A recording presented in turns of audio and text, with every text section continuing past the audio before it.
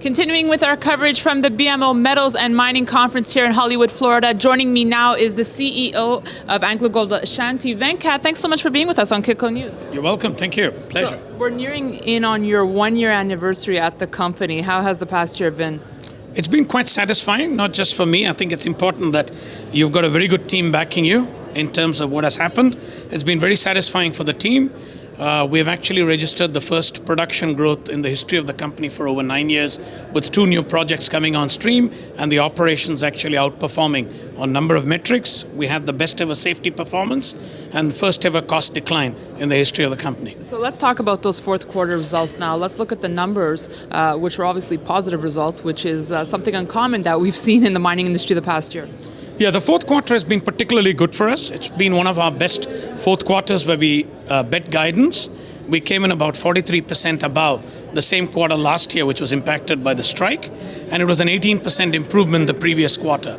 Importantly, our cost dropped to around $748 an ounce from around $900 an ounce as compared. How did you manage to bring that down? A variety of means. Firstly, obviously, the 2 new projects coming on stream helped.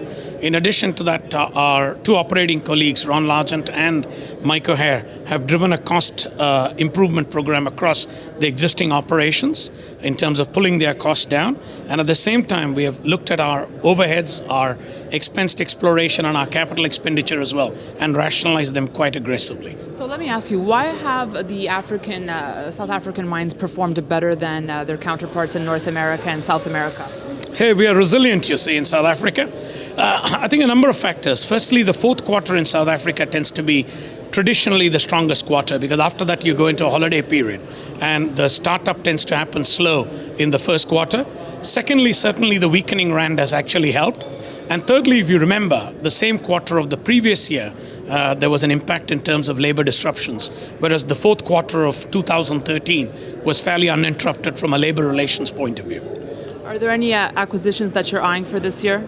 We've got enough growth in our own backyards, not looking at any acquisitions. Let's talk about the recent sale of your mine in Nambia. Yeah. I think it's part of our looking at our portfolio.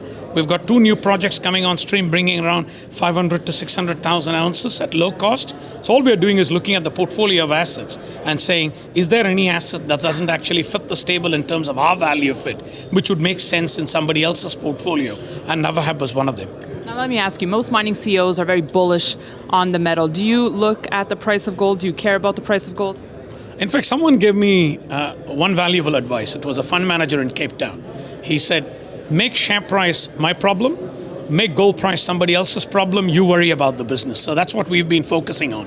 We don't control the gold price. It's one of the most complex commodities to forecast because it's got multifaceted approaches in terms of currency, in terms of hedge against inflation, etc. So we are controlling the variables we have control over.